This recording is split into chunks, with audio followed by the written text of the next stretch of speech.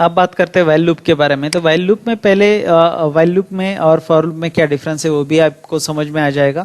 तो पहले यहाँ पे हम वेरिएबल डिक्लेयर करते हैं आई और उसमें एक वैल्यू इनिशियलाइज करते हैं। फॉर लूप में ये हमने लूप में ही इनिशियलाइज किया था, लेकिन यहाँ पे वाइल लूप में इस तरह से किया है। तो यहाँ पे फॉर लूप में फिर से लिख लेता हूँ।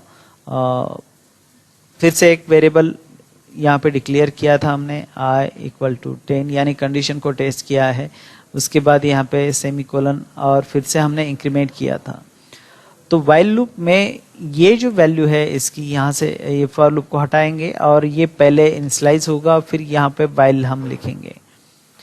तो ये वाइल हो गया। उसके बाद यहाँ पे टेस्ट, इसको क्लोज कर लिया यानी टेस्ट करेंगे, और यहाँ पे ओपनिंग करली ब्रास और यहाँ पे इसे हटा के सेमीकोलन देंगे और यहाँ पे लिखेंगे क्लोजिंग करली ब्रास। वाइल लूप में इस तरह से ये बेसिक स्ट्रक्चर है वाइल लूप का, तो इस तरह से लिखा जाता है। तो वाइल लूप में ओपनिंग करली ब्रास और क्लोजिंग करली ब्रास क्यों लिखते हैं? क्योंकि मोर देन वन स्टेटमेंट होते हैं।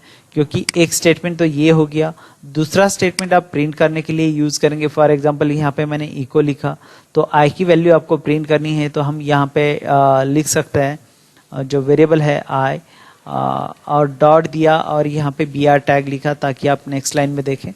तो यहाँ पे 1 से 10 नंबर आपको प्रिंट करने हैं, तो हमने ये प्रोग्राम इस तरह से लिखा हुआ है। अभी ब्राउजर को रिफ्रेश करते हैं। ब्राउजर को रिफ्रेश करने के बाद यहाँ पे 1 से लेके 10 तक के नंबर प्रिंट हो चुके हैं, यानी जो हमने कोड लिखा हुआ है वो कोड इस तरह से है। तो यहाँ पे 10 तक नंबर प्रिंट होने के बाद अगर आप चाहते हैं कि हमें इवन नंबर प्रिंट करने हैं 1 से लेके 20 नंबर तक के, तो यहाँ पे हमने खाली जो कंडीशन है हमारी वो चेंज की और यहाँ पे कंडीशनल स्टेटमेंट को हम यूज करेंगे। इफ जो बेसिक फॉर्मूला है उसका वो, तो यहाँ पे वेरिएबल और यहाँ पे मॉडुला 2 इक्वल टू 0 ये फॉर्मूला होगा, और उसके बाद जो लाइन हमने लिखी है तो इस तरह से हम लिख लेंगे इसे। तो यहाँ पे ओपनिंग करली ब्रास क्लोजिंग करली ब्रास यूज करने की जरूरत नहीं, क्योंकि इस इफ स्टेटमेंट का इस स्टेटमेंट पे ऑटोमेटिकली इफेक्ट हो जाएगा। अगर आप देखेंगे इसे कंट्रोल एस करने के बाद रिफ्रेश करेंगे तो जो इवन नंबर्स है वो ऑटोमेटिकली यहाँ पे प्रिंट हो जाएंगे। तो यहाँ पे इवन नंबर प्रिंट हो चुके हैं, मतलब हमने वाइल लूप में यहाँ पे कंडीशनल स्टेटमेंट का भी यूज किया है। अगर आप चाहते हैं कि इवन नंबर की जगह ऑड नंबर प्रिंट हो 1 से 20 के बीच में, तो हम यहाँ पे नॉट इक्वल टू करते हैं। मतलब जो i मॉडुला 2 है और जो रिमाइंडर 0 की बजाय 1 आएगा, तो ऐसे नंबर को वो प्रिंट करेगा। तो 1 से लेके 20 तक जितने ऑड नंबर्स है, कंट्रोल एस करते हैं इसे। कंट्रोल एस करने के बाद ब्राउजर को रिफ्रेश करते हैं। रिफ्रेश करने के बाद आप यहाँ देखेंगे 1, 3, 5, 7 ये सारे ऑड नंबर्स हैं जो यहाँ पे प्रिंट किए।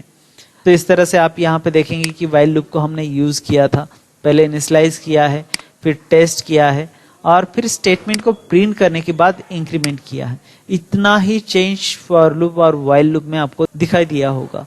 तो इस तरह से हम वाइल लूप को यूज करते हैं।